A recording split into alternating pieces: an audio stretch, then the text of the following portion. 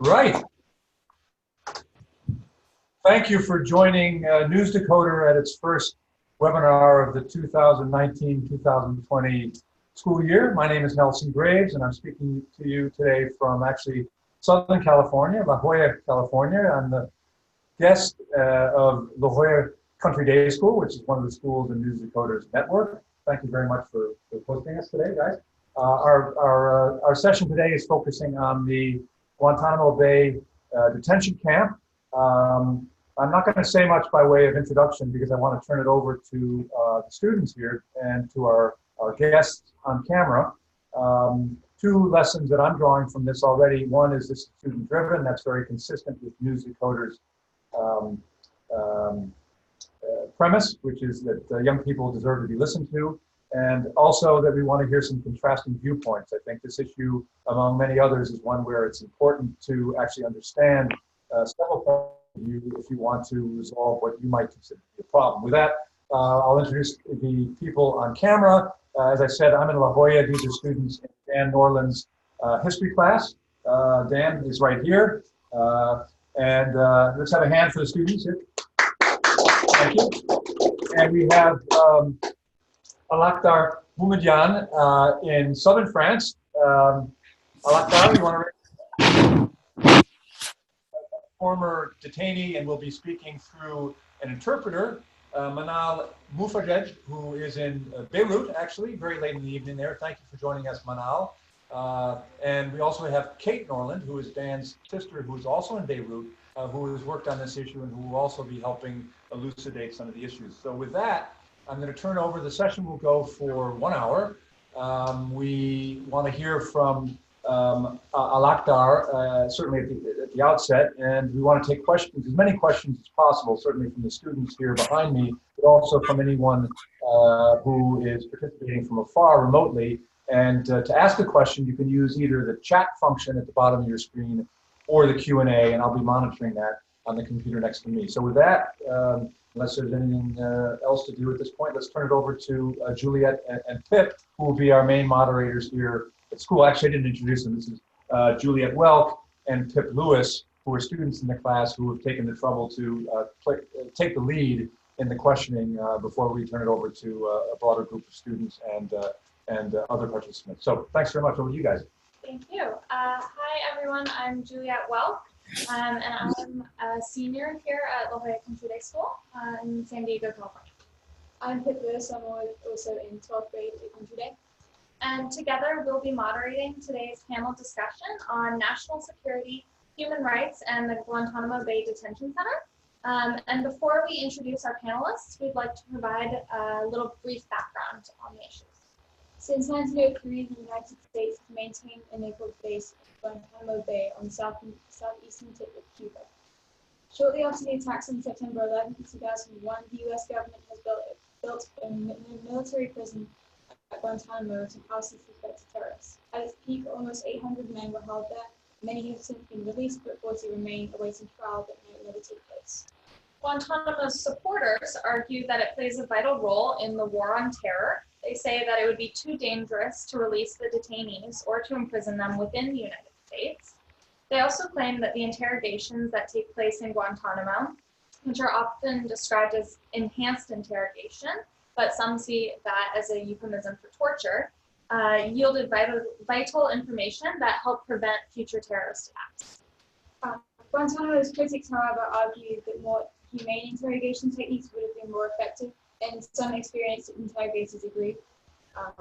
Critics also point out that detaining people in Guantanamo is extremely costly. At the moment, it's approximately $13 million per year for each of the men detained there. Finally, critics claim that the treatment of Guantanamo detainees violates the Geneva Conventions, the American Constitution, and the fundamental principles of human rights. So today we have the opportunity to speak with a man who spent 7 years in Guantanamo before winning a Supreme Court case and ultimately his freedom. Lakhdar Boumediene has been a free man since 2009 when a judge ruled that there was no evidence to support the government's claim that he was a member of Al-Qaeda. Mr. Boumediene is joining us from the outskirts of Nice, France, where he lives with his wife and children. Our other two panelists, Kathleen Lewis and Daniel Norland, assisted by Mr. Boumediene in writing a book that has revealed. This list joins from Beirut, Lebanon, where she's an attorney with the International Refugee Assistance Project. As Middle East Field Director, Ms. List works closely with refugees who are fleeing violence and seeking resettlement. Ms. Lenore is in San Diego, California, where they happen to be taking a government class. Before being a teacher, Ms. Lenore worked at the law firm that helped Mr. Boumediene win his freedom. So our first question is for Mr. Boumediene. Would you please tell us a little bit about your life in 2001 before you were detained, and then what happened?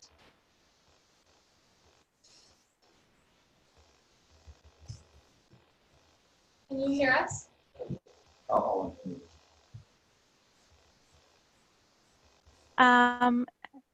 Yes, Juliet, I hear you. I'm just translating the question over WhatsApp. Okay, could you, we Okay. want to hear the translation too, so feel free to translate verbally. Okay, I will. Thank you. الأخضر سوف نتكلم هنا على الهواء. ممتاز جيد. فيريدون أن يعرفوا كيف كانت حياتك قبل الاعتقال. أول شيء أشكركم على الاستضافة. قبل الاعتقال كنت أعمل. تحبي أتكلم قليل وأوقف ولا منال؟ نعم. قليل وتوقف جيد. قبل الاعتقال في غوانتانامو كنت أعمل مع هيئة الهلال الأحمر شبيهة بالصليب الأحمر. عندكم الصليب الأحمر وعندنا الهلال الأحمر. كنت أعمل فيه كموظف إغاثي. كما كانت لدي بنتين، متزوج لي بنتين، وكنت أعمل في قسم الأيتام. ترجمي بعدين أواصل. Thank you so much for hosting me today. Before the detention in Guantanamo Bay Prison, I used to work for the Red Crescent. It's similar to Red Cross in the US. I used to be a relief staff member, and I used to work mainly with orphans. And I was married with 2 daughters. كان عندي حوالي 1500 يتيم، بنات وأولاد، وهذو الأيتام الأولاد الذين يعني آبائهم قتلوا في الحرب البوسنة عندما كانت الحرب البوسنة مع الصرب. فهؤلاء الأيتام يعني كانت المؤسسة التي كنت أعمل فيها تكفلهم. I was taking care of 1,500 orphans, and these were the children whose parents were killed during the war between Bosnia and Serbia. And the institution I used to work for sponsored these kids. وفي تلك الفترة لم تكن لي أي علاقة بأي جماعة سواء إسلامية أو إرهابية أو أي شيء. كان كله شغل إغاثي، يعني عمل إغاثي 100%. وكنت حتى أتعامل مع وزارة اللاجئين مباشرة يعني. At the time, I didn't have any connection with any Islamic terrorist group or any other group.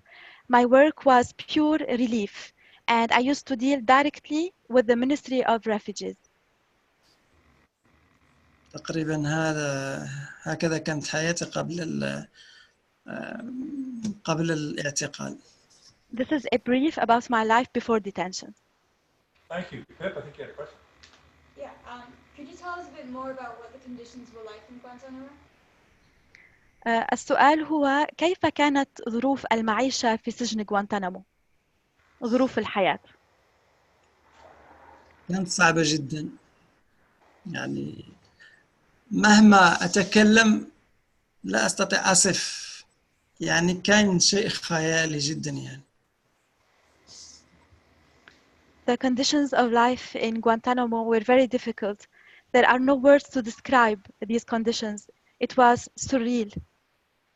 أذكر لكم بعض الأشياء فقط حتى لا أطيل. I will mention a few things because I don't want to take much of your time. عندما اعتقلوني وأخذوني إلى غوانتنامو، طبعا الاعتقال من البوسنة إلى أمريكا كان حوالي 48 ساعة، العينان مغمضتان والأذنان حاجز حتى لا أسمع ولا أرى أي شيء لمدة يومين.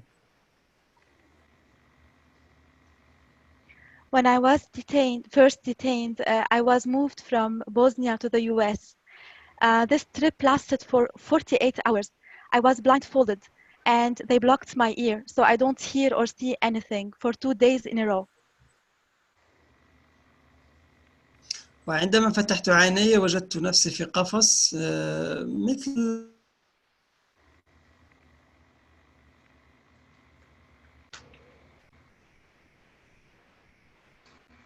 Technical issue, I don't know if it's on or. We got a technical issue here. Lakhdar, maybe it might be your end. Let me just check here. Yeah, he may have to reconnect. Lakhdar, I don't know if you can hear me, but you may have to reconnect your computer so we can, because at this point you're frozen. Nelson, I will let him know through WhatsApp. Thank you very much. Let's see if the students here at this point, while we're waiting for him to reconnect, any observations or questions that come to your mind that you didn't have before based on what you've heard so far, which is not a terrific one, I realize, but maybe some of you have. Anything surprising you heard? No? Have you heard any other detainees before? You've never heard another. آسف. I'm sorry. That's okay. That's all right. We're back. Thank you. Please go ahead.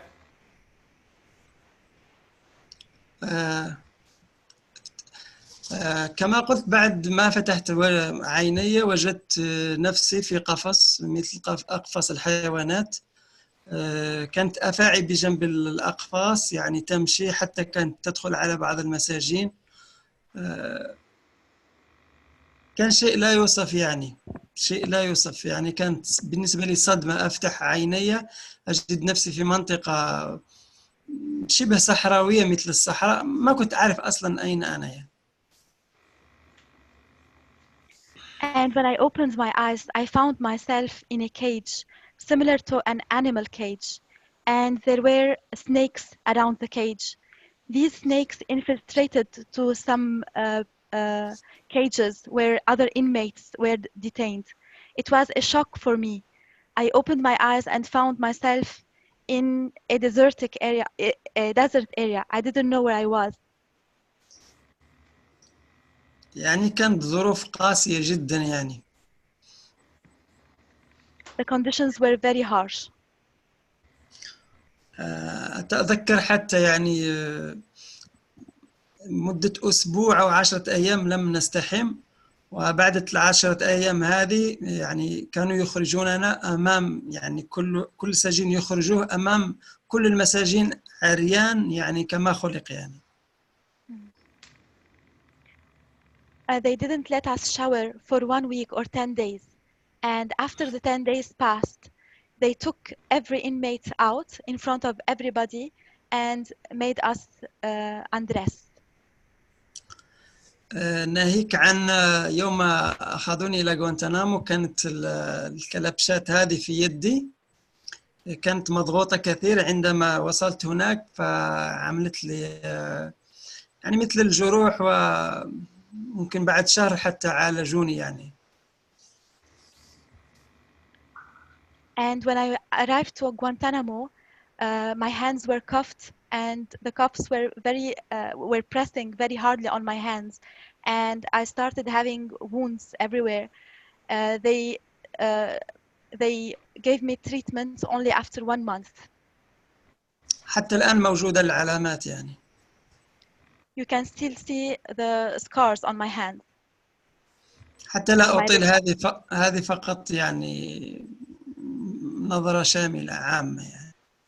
This is a general idea about what I experienced in prison. Thank you. And why do you think it's important for Americans to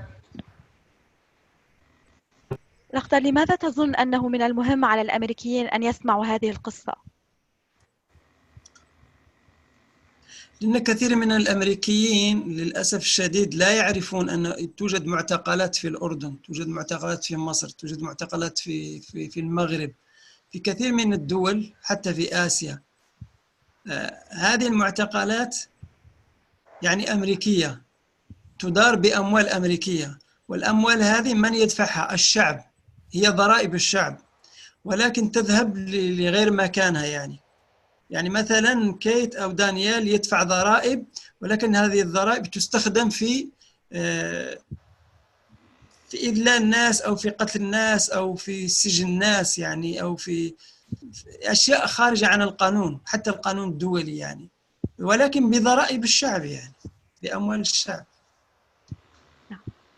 Because the American people do not realize that there are detention centers in Jordan, in Egypt, in Morocco, and in different places, even in Asia, that are run by America, and they are funded by American funds.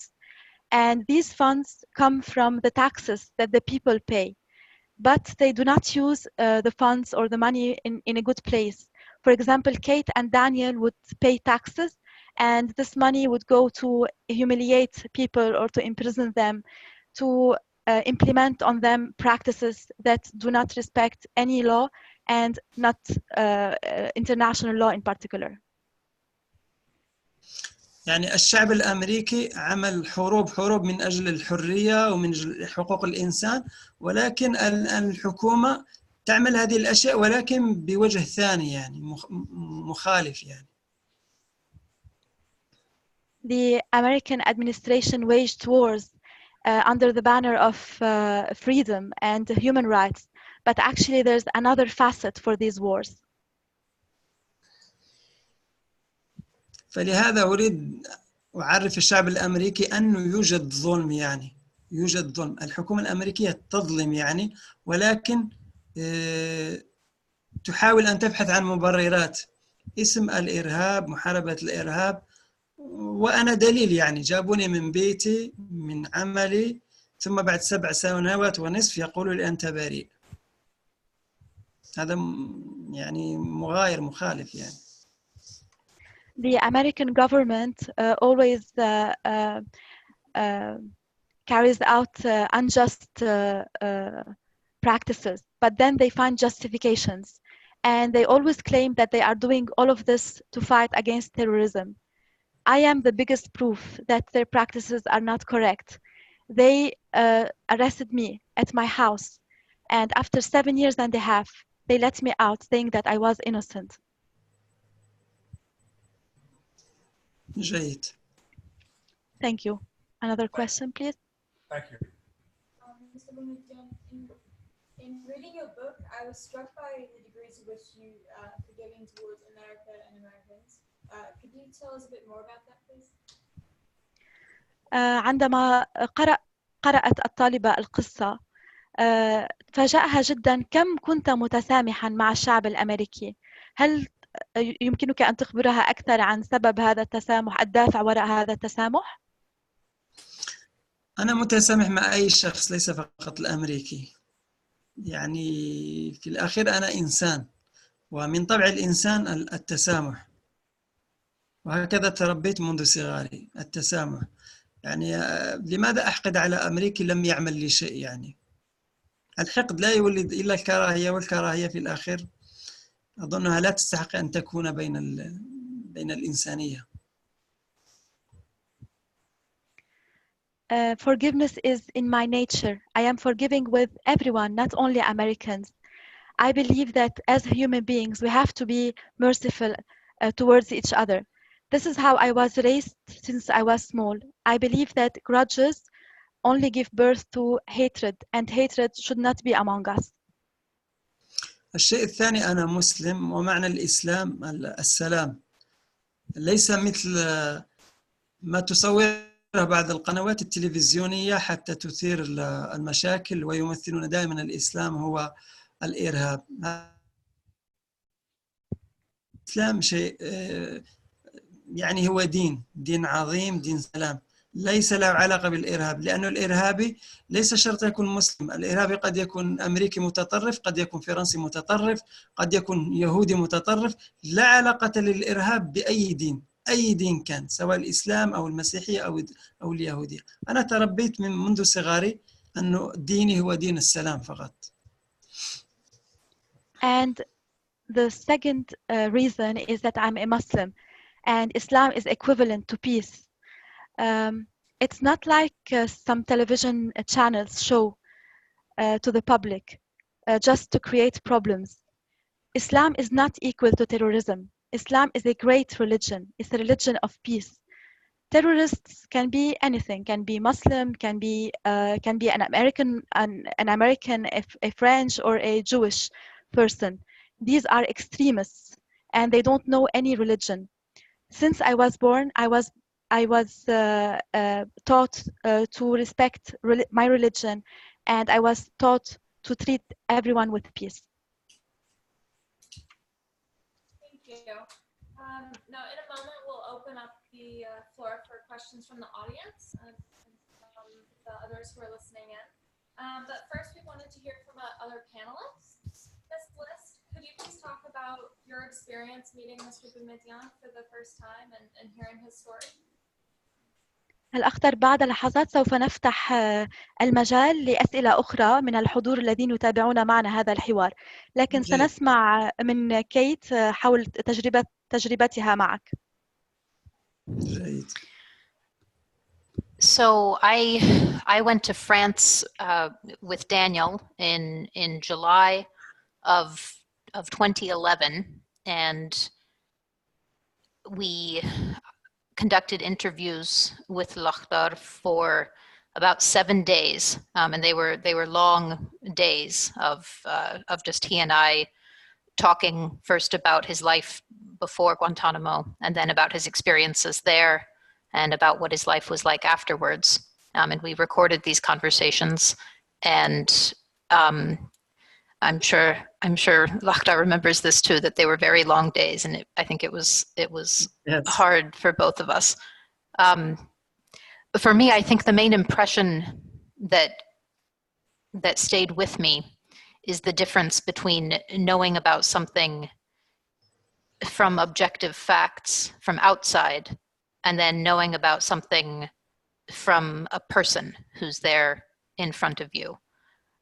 I think I came into the interviews having read a lot about Guantanamo, trying to prepare myself and to know the background so that I wouldn't ask stupid or unnecessary questions. And I felt that I had a very good general understanding of what people had been through at Guantanamo. And the difference when speaking with Lakhdar was that I saw the consequences of what had happened. I knew before that it had been a crime, that what the US had done at Guantanamo had been objectively wrong. And that you don't have to meet with someone in person to know that. And it would have been wrong no matter who had been sitting in front of me in those interviews. But what was different about speaking to a person who had been through it was that you see that the harm was done to an individual who has infinite worth. That's the thing about human persons. That's why we talk about human rights, because human dignity is infinite. And that means that when it's violated and when harm is done to a person, that harm is infinite, and it has infinite repercussions until it's righted. So that was what stuck with me, that I was overwhelmed with the personal detail of what he'd been through, and the fact that this harm, until we make it right, it just goes on forever. Thank you, Kate. Thank you, Kate. I'll face the microphone so you can hear me. Can you please tell us a bit more about the significance of Mr. Boumediene's Supreme Court case? Absolutely. So Boumediene v. Bush, a Supreme Court case that I think students in constitutional law classes read today, is an extremely important case. I remember during listening to the oral argument in the Supreme Court, and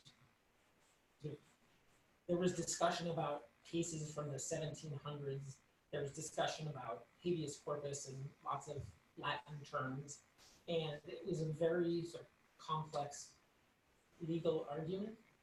But at the end of the day, the case stands for the proposition that if the United States government wants to lock somebody up, at a certain point, that person has to have a meaningful opportunity to establish their innocence.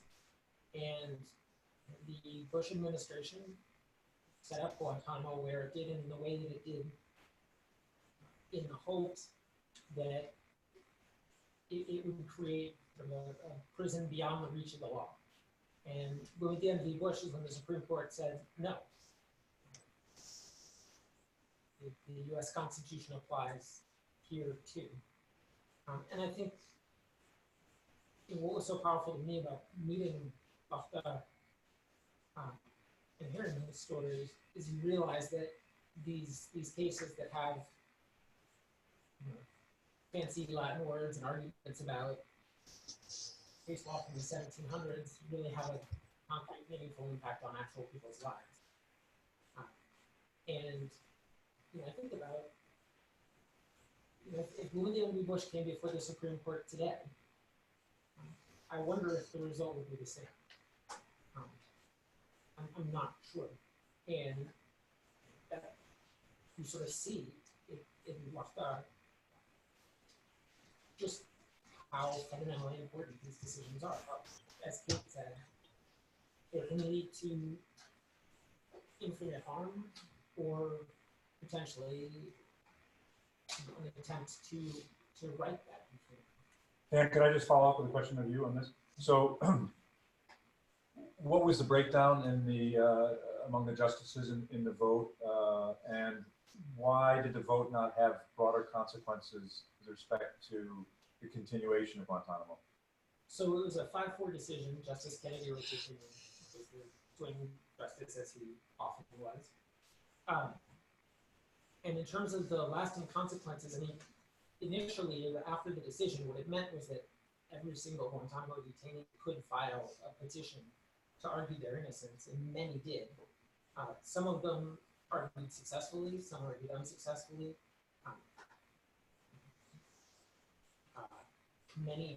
Many people were released from Guantanamo during that time period. But It's gone down from how many total to how many now? At its peak, it was close to 800. Right. When George W. Bush left office, it was around 250. Right. When Barack Obama left office, it was 41, and now the number is 40. 40. Okay. Right. Juliet, I think you. I think that's just a follow-up question, but why do you think it's so important for young people to learn Mr. Boumediene's story? Well, I think, honestly, Kate and Lakhdar both answered that question more eloquently than I can. But I just think it's a powerful example of what a person can overcome and just how important it is that we pay attention. Thank you.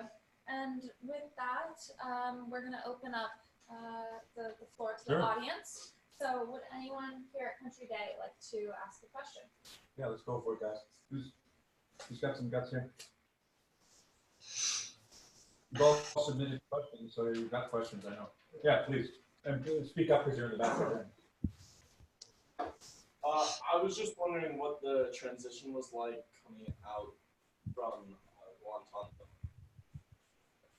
So the transition from Guantanamo to freedom. الأقدر الآن تتلقى الأسئلة من الطلاب الجالسين في الخلف. يقولون كيف كان الانتقال من تجربة السجن في غوانتانامو إلى الحرية؟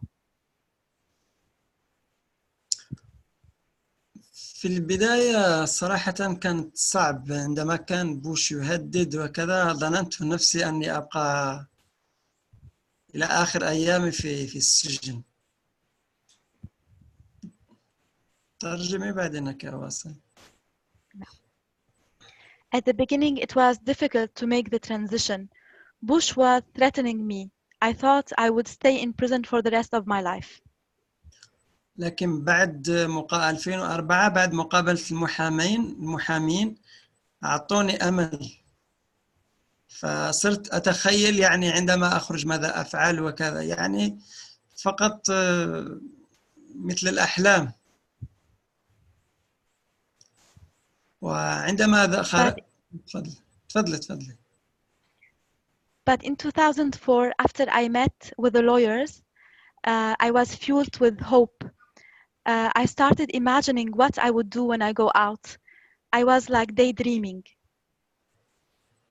وعندما خرجت وجدت نفسي متأخر جدا، يعني بقرون، يعني هي كلها 7 سنوات ونصف، لكن وجدت اختلاف كثير من حيث أشياء لم أراها في السجن، هواتف نقالة، أو حتى في البداية كنت لا أعرف أمشي، لأن تعودت في السجن مع حفيان يا إما بهذا الشبشب، لكن عندما خرجت بحذاء كنت لا أعرف أمشي مثل الناس، يعني كنت أستغرب مثل الطفل الذي يتعلم المشي. When I went out of prison, I found myself behind, as if ages have passed. Although it was only 7 years and a half, but I saw things that I've never seen before, like mobile phones, and imagine I couldn't walk because I was always wearing slippers in prison. When I went out and put on real shoes, I couldn't walk. I was like a child who had to learn how to walk again. في البداية وجدت صعوبات، ولكن مع الوقت تأقلمت. It was difficult at the beginning. I faced many difficulties, but then I adapted. شكرا. Thank you. Thank you. Did you follow up? Okay. Any other questions? Some good questions. Yes, please.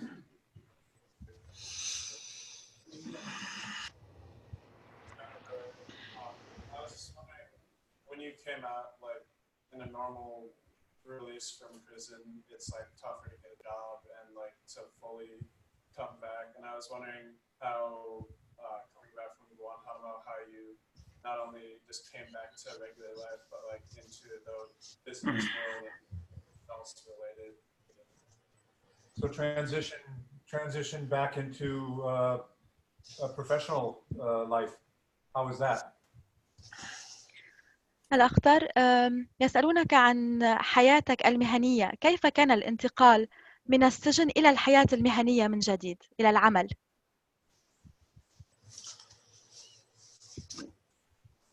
في البداية يعني كنت تقريبا يئست، يعني لأني أنا عندي دبلوم في مهنة معينة، ثم عندما أتيت هنا تقريبا 5 سنوات بدون عمل، لأنه عندما أذهب وأطلب عمل يسألوك على ماضيك، يعني عندما يجدون 7 سنوات فارغة ما تستطيع تقول أنا كنت في غوانتانامو، لأن غوانتانامو بالنسبة لجميع الناس في العالم يعني شيء مخيف. فلا أستطيع أوصف لك كم كنت أتعذب يوميا، يعني عندما أتذكر، لأن الحكومة الأمريكية هي التي تسببت لهذا الشيء يعني. نعم.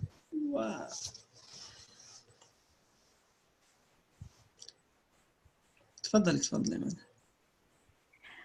At the beginning, I felt I was in despair.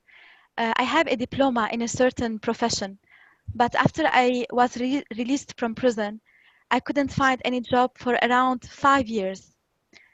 Every time I went to apply for a job, they asked me, where was I in these missing 7 years? I couldn't say that I was in Guantanamo, because Guantanamo is equivalent to horrible experiences. I don't have the words to describe how much I suffered on a daily basis, and I feel sad because the American government caused all of that to me. ولأنه عندي أولاد يجب أن أجد عمل مؤخر، يعني الآن عندي تقريبا 1.5 سنين أشتغل في مصنع، وقبل 1.5 شهر تقريبا عملت حادث، يعني رفعت شيء ثقيل فتكسر ظهري، الآن أنا عاطل، الآن جالس في البيت. سلامتك. and I have children. I have to provide for them. I've been working for the last 2 years and a half in a factory, but unfortunately, 1 month and a half ago, I had an accident and I broke my back. So now I'm unemployed again and I'm staying at home. Thank you. There was a question on, yeah, sorry. After having the mindset in Guantanamo that you might be there for life, did you ever have any thoughts about escaping? Did you hear the question, Manan? No, Nelson, I'm so sorry. Did he ever have any thoughts about escaping, given that he at one point thought he might be there for the rest of his life? الأخضر، علما أنك فكرت للحظة أنك سوف تمضي طيلة حياتك في السجن، هل فكرت يوما في الهرب من السجن في إيجاد مخرج؟ هناك في غوانتانامو حتى إذا فتحوا الأبواب ويقول لك تستطيع تذهب لا تستطيع، لأنه الجزيرة كلها محيط، هي في المحيط، وكل البحر المحيط بها يعني كلها سمك القرش، أين تذهب يعني؟ لا تستطيع تخرج يعني. I didn't even dare thinking about it because Guantanamo is located on an island in the middle of the ocean. And even if they opened the doors of the prison and told us to leave, we wouldn't leave because we're surrounded by sharks. Where would I go? So, thank you. Someone had a question about the day-to-day life at Guantanamo. Who asked that? Yes. What was an average day in Guantanamo like? And there was a couple other questions. What did they feed you? Yeah. It's the second question on the. I have a question for student. I can? Yes, absolutely. Please go. Lakhdar, go, please.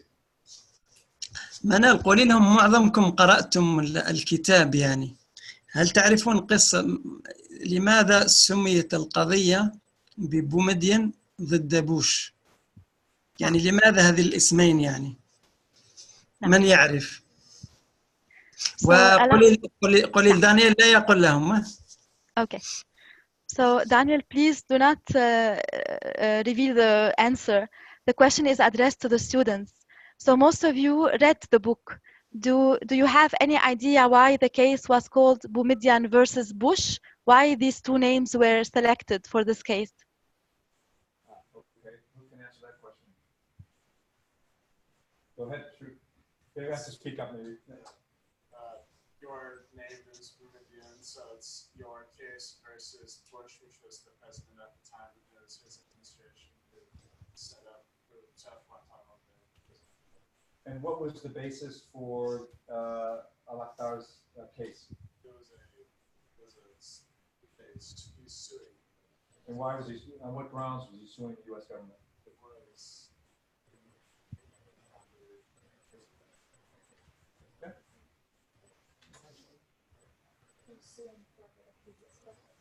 Right. What is a writ of habeas corpus? It's the ability to present evidence. Basically, sorry, speak up. You were suing for a writ of habeas corpus, meaning to present a body of evidence, like literally, meaning you wanted to be able to argue your case in court, and you were suing for the ability to be able to argue your case. And to be represented, I think. Yeah. Dan? Is that fine?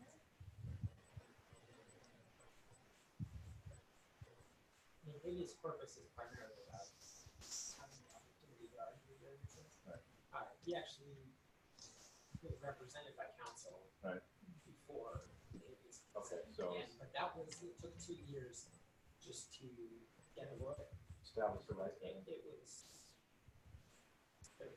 a long time. Lakhdar, is that? What do you think of that answer? Or answers, I should say. أعطيهم الإجابة. Unfortunately, Nelson, the voices were very faint. I'm so sorry, I couldn't hear anything. Can you give me a general idea? I'm so sorry. That's okay. No worries, no worries. I'll repeat. I said that, well, Gus mentioned that it was Boumediene v. Bush because you were the plaintiff and therefore it was your last name, and versus Bush, who you were suing his administration. He was the president at the time. And so that's where Boumediene v. Bush is. And then you had a follow-up question asking what was the case about, what were you arguing? And to that, I answered that you were suing for writ of habeas corpus, which means kind of to be able to argue your innocence in court. الأخضر. الإجابة: أنت كنت مقدم الدعوة، لذا كانت الدعوة باسمك، وكنت ترفع الدعوة ضد الرئيس الإدارة التي حكمت في عهدك عندما كنت في السجن، وهو بوش، لذلك سميت القضية باسميكما. وقد سئل سؤال متابعة عما كانت تتمحور القضية، وكانت الإجابة أنك كنت تريد إثبات براءتك. هل الإجابة صحيحة؟ نصف الإجابة صحيحة. Half of your answer is correct. What's the other half? فما هو النصف الناقص؟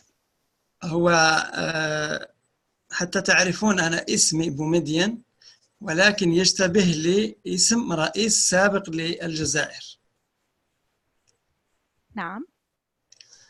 وعندما زارني المحامون على رأسهم ستيف، فقال لي نعمل القضية باسمك. فقلت له أنا كنت خائف، يعني هو يقول لي بوميديان ضد بوش، قلت له أنا لا، رفضت، أنا كنت خائف. هو قال لي تمثل كل المعتقلين في غوانتانامو، قلت له أنا لا، رفضت في البداية. فقال لي أقول لك شيء، بوميديان هو رئيس جزائري شيوعي، وبوش رئيس أمريكي لكن رأس مالي. قال لي نترك رئيس مع رئيس، وفي الأخير سنرى من يفوز، الرأسمالي أم الشيوعي، ولكن أظن الشيوعي سيفوز على الرئيس. نعم. So actually, for your information, my first name is Boumediene, and it's similar to the name of an Algerian president, former president. When I met with my lawyers, and at the top of the list was Steve, they suggested that I was file a case carrying my name and Bush's name. I refused at the beginning because I was scared. They said to me, you will be representing all the inmates, all the detainees. And then I said, no, I'm scared. Maybe I'd rather not do that. But then they convinced me by saying that Boumediene, the president of Algeria, was a communist, while Bush is the president of the US and he's a capitalist. So we will put the two presidents in the face of each other and let's see who will win. But I believe deep down that the communist president would win. You weren't expecting that answer to that question. Along those lines, can you tell us a little bit about the T-shirt you made? T-shirt? Yeah, the Boumediene Bush T-shirt. Okay. لا زلت أحتفظ به. هل يمكنك في هذا السياق الأخضر أن تخبرنا أكثر عن التيشيرت التي صنعتها؟ التيشيرت كتبت فيه يعني بوميديان 2 بوش 0، لأنه على ما أتذكر أني فزت في مرتين، يعني في الحكم النهائي السبريم كورت يعني في 22 نوفمبر 2008، وقبلها في 2006 كذلك فزت عليه. فلهذا قبل ما أخرج سرقت قلم من عند المساجين المسموح لهم، أنا كان غير مسموح لي، وكتبت في تيشيرت وأخرجت معي التيشيرت هذا إلى الخارج. Daniel, I still keep this t-shirt. Actually, it was a t-shirt where I wrote Boumediene 2 and Bush 0. It was a scoring system that I made on my t-shirt. Because as far as I remember, I have won twice against Bush. Once in the 22nd of November in 2008, and before that in 2006 in a Supreme Court. And I have stolen a pen from the inmates who were entitled to keep pens because I was not entitled. And I wrote these words down on my t-shirt and I took it out when I left prison. And I still keep it until now. ممكن دانيال يصحح لأن لا أذكر 2006 2008 أو تاريخ آخر يعني. Daniel can correct me if I'm mistaken regarding dates 2006 2008. I don't remember very well. مظبوطين التواريخ الأخضر. جيد. شكرا. Thank you. We've got some other really good questions here, guys. I'd love to hear some more. Oh yeah. What was an average day like in Guantanamo? Like, what did they guys like? What was the average day in the detention camp like? What was he fed? What activities did they have? الأخضر، كيف تصف يوما عاديا في حياة سجين في غوانتانامو؟ ما هو الطعام الذي قدموه لك وما هي النشاطات التي مارستموها بشكل يومي؟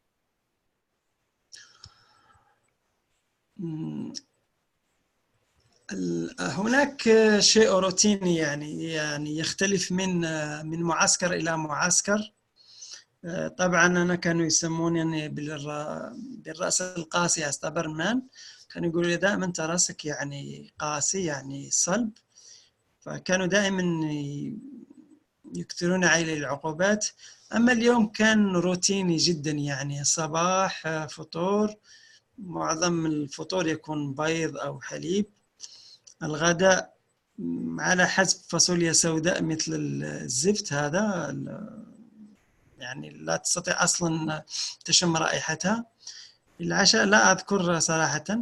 وخلال 7 سنوات ونصف أنا أصلا 2 سنين ونصف الأخيرة لم أتذوق طعم، يعني كنت أطعم من الأنف بالأنبوب يعني إجباري يعني. بالنسبة للخروج للشاور يعني يخرجوك 10 دقائق، هذه في البداية، أنا أتكلم عن البداية السجن، يعني 10 دقائق. وإذا تتكلم مع واحد حتى ولو تقول السلام عليكم أو good morning أو good afternoon يدخلوك كأنك يعني ارتكبت مخالفة ويحرمونك من المشي، يعني من التشميس، يعني حتى يعني لا ترى الشمس أصلا يعني في الظل دائما يعني. تقريبا هذا. نعم. There were different routines in the different camps, but I used to be called the stubborn man because I was really stubborn. I had a solid personality. I was punished often, and when it comes to breakfast, we used to wake up every morning and have breakfast. Usually it's eggs and milk. For lunch, we would have black beans, but they were like black tar that you would put on the roads. It was really not tasty at all, and it smelled very bad. I couldn't smell it. I don't remember anything about dinner. But please note that I am talking about the beginning of my experience, because in the 2 last years, I didn't have any food. I was on a hunger strike. They used to feed me through my nose, through a tube inserted in my nose, and it was mandatory. I didn't choose it. Regarding shower, they would take us out and let us shower for 10 minutes. But if we ever met each other and greeted each other, like saying good morning or good evening, they would beat us as if we broke the law. And the punishment would be depriving us from walking under the sun. عندما أقول كلمة ستابرمان ليس معناتها أن كنت إنسان سيء، بالعكس أنا في السنة الأولى كنت متعاون جدا، يعني حكيت حياتي منذ ولدت إلى يوم الاعتقال، وحتى بعد الاعتقال تكلمت يعني كل ما كنت أعمل وكيف كانت حياتي، أقربائي، عائلتي، يعني تكلمت كل شيء. بعد سنة شفتهم ليسوا جديين في الأمر، عرفت أنهم فقط يريدوا احتجازي بدون أي تهمة، فلهذا وقفت أتكلم معهم، لهذا سموني ستابرمان، يعني هو المحقق الذي سماني، ليس أنا اللي سميت نفسي يعني. When I say stubborn, I don't mean I was bad. Actually, I was very cooperative at the beginning. I told them my life story from when I was born until I was detained.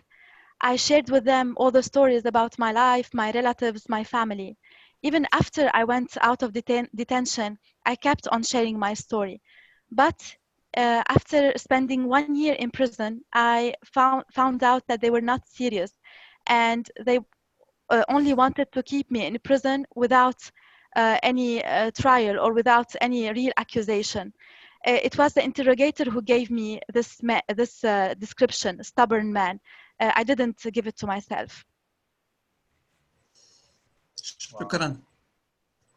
Thank you. We had a question actually from a student at Gimnasio Los Calvos in Bogota, Colombia, and it relates to food. And you've pretty much already answered that question, Lakhdar. It didn't sound like the food was very, very tasty or even adequate, shall we say. But I had a follow-up on that. You mentioned your hunger strike, which relates to food. What was the goal of your hunger strike, and do you think it was successful? Did you achieve that goal? الآن الأخضر وردنا سؤال من طلاب في كولومبيا يقولون أنك كنت مضربا عن الطعام لفترة 2 سنين، وكان سؤالهم يتمحور حول الطعام الذي تناولته في السجن، لكنك أجبت عن هذا السؤال. متابعة على هذا السؤال، هم يسألون ما كان الهدف من هذا الإضراب عن الطعام، وهل حققت الهدف الذي تبتغيه؟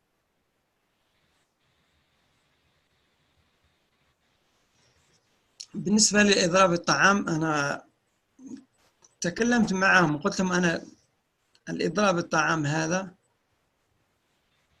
لأنهم كانوا يصرون على أني أوقف الإضراب. قلت لهم أنا آكل الطعام وأعمل الرياضة، ما عندي مشكلة، لكن فقط إجابة واحدة: لماذا أنا هنا في غوانتانامو؟ لم أجد سؤال لمدة 7 سنوات ونصف. طبعا ال5 سنوات الأولى هذيك كنت دائما معه مشاكل وكذا. لماذا أنا؟ دائما السؤال لماذا أنا موجود هنا، ولم أجد جواب مقنع يعني. فلهذا اتخذت قرار أني أعمل الإضراب. لا أعرف، لكن كان قرار سريع، وبالعكس في الأول أنا كنت ضد الناس الذين يضربون عن الطعام، وكنت أقول لهم لا تؤذوا أنفسكم ولا تهلكوا أنفسكم ولكن في الأخير اضطريت أنا أعمل مثل الذين عملوا الإضراب. نعم. The reason behind the hunger strike was that I spoke to the prison officials many times, and they didn't listen to me. I used to ask them regularly, why am I here? I spent 5 years and a half in prison, and I never knew why I was in prison, and nobody ever gave me an answer.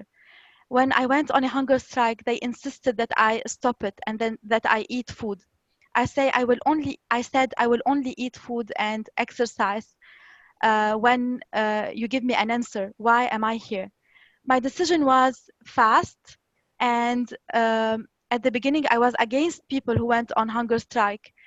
I advised them not to hurt themselves by depriving themselves from food, but then I found myself compelled to do the same like the others did. ومتابعة لنفس السؤال، يعني أكيد الناس تتساءل كيف كنت تأكل الطعام الإضراب هذا. في الأوقات العادية كانوا مرتين، الصباح واحدة والمساء واحدة، وهي علبة من الإنشور، أظن بالإنجليزي اسمها الإنشور، هي علبة مثل التي تباع في الصيدليات. أما في رمضان لأنه سمحوا لنا بالصيام في آخر السنة، في البداية كان صعب، في الأخير سمحوا لنا بالصيام، فكانوا يعطونا فقط واحدة الساعة 10 بالليل، يعني كانوا يعطوني علبة إنشور واحدة خلال 24 يوم. 24 ساعة. 24 ساعة. نعم. عفوا. In that regard as well, you may be asking how they used to feed me and what they used to feed me when I was on hunger strike. In normal days, they would feed me twice, once in the morning and once in the evening. they would give me this box of, I believe you call it in the US, insure. And then during Ramadan time, they allowed us finally to fast. At the beginning, fasting was not allowed, was forbidden, but at the end of my detention, they allowed me to fast. So during Ramadan days, they gave me one box of insure every day at 10 p.m. at night. So in 24 hours. So this is all I ate in 24 hours. شكرا. Right. Thank you. We've got 5 more minutes, and I thought I'd try to shift just to the future a bit, if I might, and ask, you want to ask a question about the future, what happens to Guantanamo? Yeah, why it hasn't been closed down? Right. I mean, I think a good point to go from here, like you said, is looking to the future. And kind of going forward, what do you think the U.S. policy should be in terms of the detention center at Guantanamo Bay? So that's of all the panelists, actually, I'd be interested in hearing from. الآن لأخضر السؤال يتوجه لجميع المتحاورين. بناء على كل ما قلت، ما رأيك حول هذا الموضوع الذي سأطرحه الآن؟ كيف يجب أن تدير الولايات المتحدة سياساتها المستقبلية بشأن سجن غوانتانامو؟ الأصل يغلق، ولكن عدم غلقه يوجد ناس يستفيدون من سجن غوانتانامو، لأنهم هم يقولون نحن ندفع ما أعرف كم مليون دولار على الشخص الواحد مثل ما قرأت في التقرير، ولكن هذا غير صحيح. يعني يوجد مسؤولين في الحكومة الأمريكية يعني يستفيدون من بناء السجون خارج الولايات المتحدة أو إدارتها. على سبيل المثال سجن غوانتانامو، تعرفون من يستفيد منه؟ المسؤول الأول هو ديك تشيني، هو الذي بناه، وهو أي مؤسسة ديك تشيني هي التي بنت غوانتانامو وأبو غاري في العراق. يعني ناس مسؤولين في الحكومة يستفيدون منه، لهذا لا يريدون إغلاقه. I think the best solution would be to shut down, to close this prison. But I know that there are people benefiting from keeping it open. I read in a report that the administration pays $1 million for one inmate to cover the expenses. عفوا، أكثر من مليون، يعني أنا قلت فقط ملايين. نعم. Sorry, I meant millions of dollars for each person to cover their expenses. This is what I read in a report. But I believe that there are officials, high officials in the government who benefit from building these prisons outside the US. Do you know who is the first one to benefit from Guantanamo Bay Prison? It's Dick Cheney. And he's the one who built the prison, and he also built the prison of Abu Ghraib in Iraq. يعني هذه مؤسسات تابعة لديك تشيني التي بنت يعني شركته بالاختصار شركته يعني. Foundations that are owned by Dick Cheney were the ones who built the prison. لأنه في الأصل أوباما عندما كان يعمل الحملة الانتخابية قال نغلق غوانتانامو، ولكن ذهب أوباما 8 سنوات وبعده ولم يغلق. Obama in his electoral campaign invited to close Guantanamo prison, but he stayed in power for 8 years, and then someone else came into power and nothing changed. شكرا. My follow-up, sorry, go ahead please. لخدر، هل ما تضيفه؟ جيد. هل تريد أن تضيف شيئا؟ لا جيد، انتهيت. No, we're good. Okay. So I guess the last question, if I could just ask it, would be then, how do you explain that even when there was a president who for 8 years had an official policy to close Guantanamo, was unable to do so? And if you did want to close it, what steps should one take? And I'd be interested in Kate and Dan's views on this as well. الأخضر السؤال مطروح لك ولدانيال ولكيت. Daniel, should I ask الأخضر? You can certainly translate the question for him, yes, please. أوكي. فأترجم السؤال لك وهو مطروح على جميع المتحاورين. السؤال هو كيف تفسر أن رئيساً أمضى في الحكم 8 سنوات وكان عنده قرار رسمي وجدي بإغلاق السجن ولكنه لم يتمكن من ذلك، وفي حال أردت أنت في عالم افتراضي أن تغلق السجن، ما هي الخطوات التي كنت لتتبعها؟ Now that you translated it, I'm happy to. Yeah, please, Dan, go ahead. Yeah, you may have to speak up a little bit. Which is just to say, I think that there are a couple things going on. I think, for one thing, it was the easy answer would be to point to Republicans in Congress and the Senate who did everything they could to thwart any efforts to close Guantanamo. But I think in some ways that's too easy of an answer. I think a more complete answer would be we did not pay enough attention. That wasn't this groundswell of people saying this is a stain on our moral legitimacy as a country. This is an enormous waste of money. And this is a symbol that is being used as a recruitment tool by terrorists. And I think if enough people had said that loudly and clearly, then I think it would have been a lot harder for the obstructionists in Congress and the Senate to succeed. Okay, thank you. Kate, any thoughts on this? Yeah, I agree with what Daniel said. And I noticed a question in writing about reparations. I think that if there were the kind of movement that Daniel's talking about to say this is a crime that is being committed in our names, we as Americans, that could lead to the closure of Guantanamo and then also to some kind of effort to make redress for the wrongs that were done through reparations. And that wouldn't be, nearly enough, but it would be something. It would be something concrete for the people whose lives have been materially harmed by Guantanamo, and it would be a tremendously powerful symbol and statement of repudiation. We had thank you, Kate. One last question from the floor, so to speak. What about your mental health, Lakhdar? What about your mental health? What kept you sane inside Guantanamo?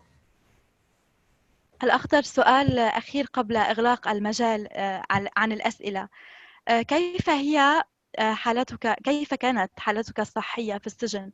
أي بمعنى آخر، ما الذي أبقاك في رشدك خلال تجربتك في السجن؟ كيف بقيت على رشدك؟ أول شيء كنت أؤمن بحاجة اسمها القدر. القدر لا أتحكم في القدر. لا نعرف كلنا جميعا، لا نعرف ماذا سيحدث غدا، زلزال أم لا نستطيع. هذا قدر. هذا أول شيء أؤمن به. الشيء الثاني الذي كان يحفزني، لأنه رأيت ناس انتحروا وناس أصابهم الجنون، فالشيء كذلك الذي كان يحفزني كثير، كنت دائما أتذكر زوجتي وبناتي. إذا أصير مجنون أو أموت لازم أفكر. فهذا كان يعطيني حافز قوي جدا أني أبقى صامد. بالرغم من أن حالتي كانت سيئة، وعندما كنت أعمل إضراب وزني نزل إلى 56 أو 55 كيلو، كثير جدا، من 74 إلى 55. ولكن عندما أتذكر زوجتي وبناتي، لأن المحامين كانوا مرات يأتوني بالصور، مرات يعطوها العسكر ومرة يأخذوها. إذا أرى صورة بنتي مرة في 6 أشهر جيد أو سنة، لكن كان حافز قوي جدا. شكرا. I am a person who believes in destiny. Nobody can control their own destiny. Nobody knows what will happen to them tomorrow. Maybe a seism will happen, maybe another catastrophe. what motivated me, knowing that I've seen people in prison committing suicide and other people going completely insane. But what kept me standing and motivated me was my wife and my daughters. I said to myself, I cannot go crazy and I cannot die. I have to be strong for them. My condition, my situation in prison was very bad, especially after the hunger strike. I lost weight.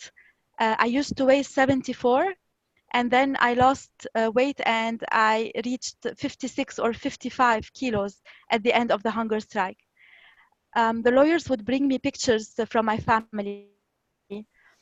Sometimes the guards took these pictures away and I couldn't see them. But whenever they gave me a picture every 6 months or every 1 year, I felt that this brought back soul to my body.